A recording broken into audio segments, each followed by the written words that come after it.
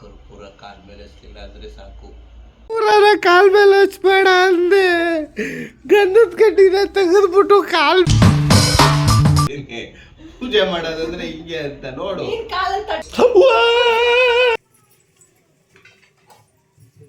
Hello, welcome back to my YouTube channel Ranjitha Raghu vlogs Kannada. ಹೇಗಿದ್ದೀರಾ? ನಾನಿವತ್ತು daily vlog ಮಾಡ್ತಾ ಇದ್ದೀನಿ. ಆ್ಯಂಡ್ ಇವತ್ತು ಭೀಮ್ ಅಮಾವಾಸ್ಯೆ ಕೂಡ ಇರೋದ್ರಿಂದ ಪೂಜೆ ಮಾಡಬೇಕು, ಅದ್ರ ಜೊತೆಗೆ ದೇವಸ್ಥಾನಕ್ಕೂ ಹೋಗಬೇಕು. ಅದಕ್ಕೋಸ್ಕರ ಇವತ್ತು ಬೇಗ ಇತ್ತು ರೆಡಿಯಾಗಿ ಈಗ ಪೂಜೆ ಮಾಡಿ ಅದಾದಮೇಲೆ ದೇವಸ್ಥಾನಕ್ಕೆ ಹೋಗಬೇಕು.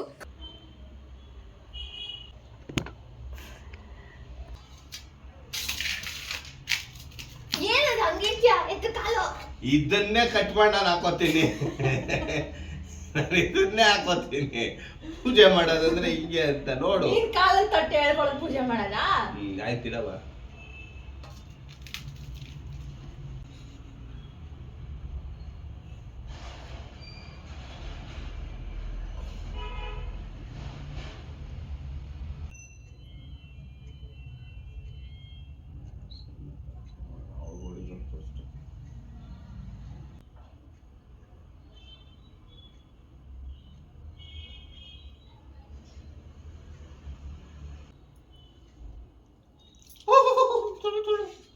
ಕೋಲ್ಡ್ ವಾಟ್ರು ಬಿಸಿನೀರು ತರ್ಬೇಕು ತಾನೇ.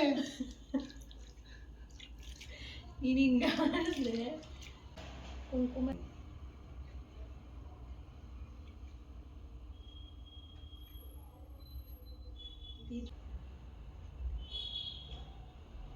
ಕರ್ಪೂರ ಕಾಲ್ ಮೇಲೆ ಹಚ್ಚಲಿಲ್ಲ ಅಂದ್ರೆ ಸಾಕು.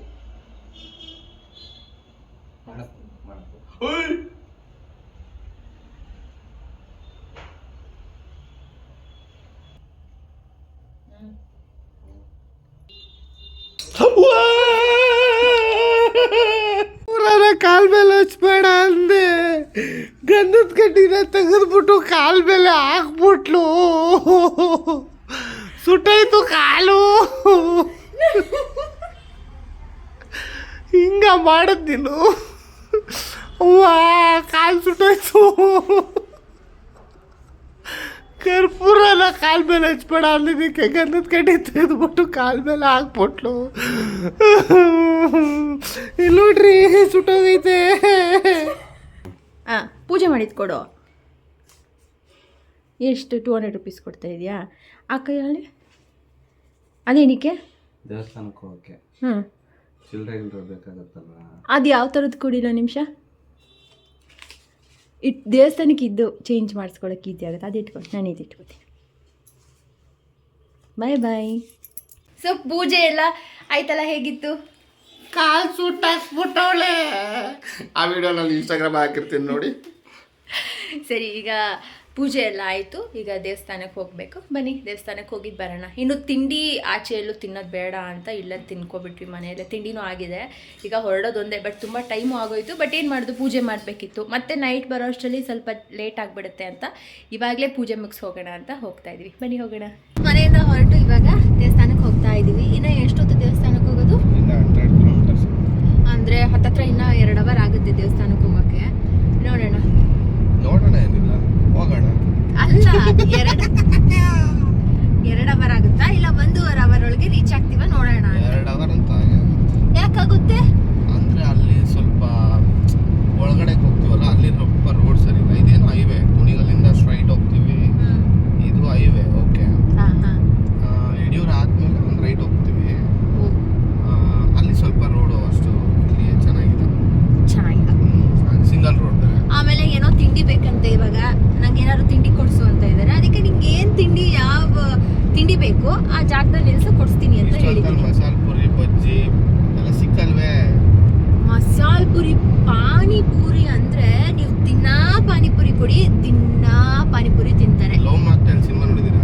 ಅದೇ ನಿಧಿಮಾ ಕ್ಯಾರೆಕ್ಟರು.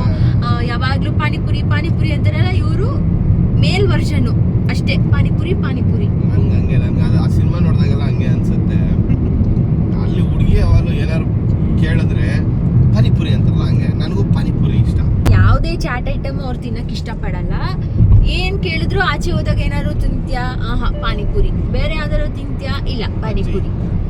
ಆಮೇಲೆ ಬಜ್ಜಿ ಇರಬೇಕು, ಅದಕ್ಕೆ ಸ್ವಲ್ಪ ಎಕ್ಸ್ಟ್ರಾ ಅಡಿಷನಲ್ 1 kg ಖಾರ ಉದುರಿಸಿರ್ಬೇಕು ಮೇಲೆ, ಇಲ್ಲ 1 kg ಚಟ್ನಿ ಕೊಡಬೇಕು, ಹಂಗೆ ಖಾರ ಜಾಸ್ತಿ ಚೆನ್ನಾಗಿರುತ್ತೆ. ನಂಗೆ ಮಂತ್ರಾಲಯ ಹೋದಾಗ ಅಲ್ಲ ಅಲ್ಲಿ ಬದನೆಕಾಯಿ ಬಜ್ಜಿ ಸಕ್ಕತ್ತಾಗಿ ತಿಂತಾರೆ.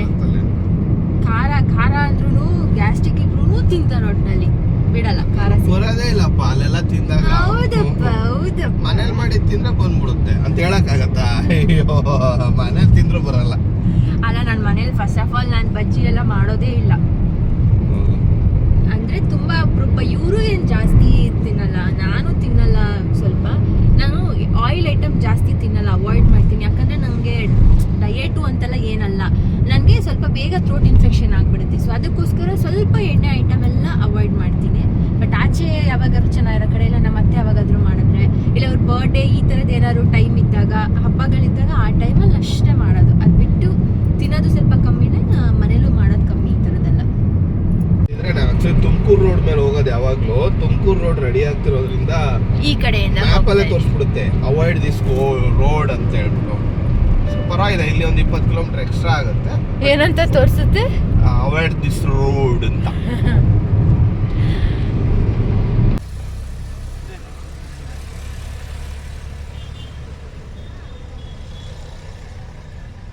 ಅಮ್ಮ,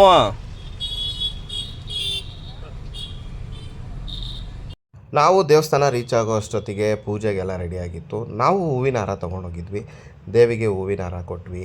ಸೊ ಪೂಜೆ ಎಲ್ಲ ಮುಗೀತು, ಮಹಾಮಂಗಳಾರತಿ ತೊಗೊಂಡ್ವಿ. ಅಲ್ಲಿಂದ ಇನ್ನೇನು ಆಮೇಲೆ ನೈವೇದ್ಯಕ್ಕೆ ಇಟ್ಟಿದ್ದ ಪೊಂಗಲ್ ಕೊಟ್ಟಿದ್ದರು. ತುಂಬ ಚೆನ್ನಾಗಿತ್ತು. ಸೊ ಈ ದೇವಸ್ಥಾನಕ್ಕೆ ನೀವು ಬನ್ನಿ. ದರ್ಶನ ಎಲ್ಲ ತುಂಬ ಚೆನ್ನಾಗಾಯಿತು, ಪೂಜೆನೂ ಚೆನ್ನಾಗಾಯಿತು, ಜೊತೆಗೆ ಪ್ರಸಾದನೂ ಕೊಟ್ಟರು, ಹೂವಿನ ಹಾರ, ಬೆಲ್ದನ ಕೂಡ ಮಾಡಿದರು. ತುಂಬ ಚೆನ್ನಾಗಿತ್ತು. ನಾವು ಸ್ವೀಟ್ ತಿನ್ನಲ್ಲ, ಬಟ್ ಅಮ್ಮು ನಿಂಗೆ ಇಷ್ಟ ಆಯ್ತಲ್ವಾ ಅಪ್ಪು ಪ್ರಸಾದ? ನೈವೇದ್ಯಕ್ಕೆ ಇಟ್ಟಿದ್ದು ಕೊಟ್ಟಿದ್ರು, ತುಂಬ ಚೆನ್ನಾಗಿತ್ತು. ಇವಾಗ ಇಲ್ಲಿಂದ ಮನೆಗೆ ಹೋಗೋಕ್ಕೆ ನಮಗೆ ಒಂದು 3 hours ತೋರಿಸ್ತಾ ಇದೆ. ನೋಡೋಣ, ಬನ್ನಿ ಹೋಗೋಣ. ಹೆಣ್ಮಕ್ಳು ಎಲ್ಲ ಕಡೆ ಶಾಪಿಂಗ್ ಮಾಡೋದು ಬಿಡಲ್ಲ ಗೊತ್ತಾ. ಹಂಗೆ ಈರುಳ್ಳಿ ಚೆನ್ನಾಗಿತ್ತು ಅಂತ ಈರುಳ್ಳಿ ತೊಗೊಳಕ್ಕೆ ನಿಲ್ಸವ್ರೆ.